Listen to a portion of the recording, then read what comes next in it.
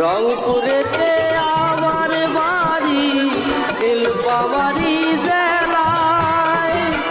ঘুরতে আইসো বন্ধু গো তুমি নীলফামারী জেলায় রে, দাওয়াত রইল বন্ধু তোমারে।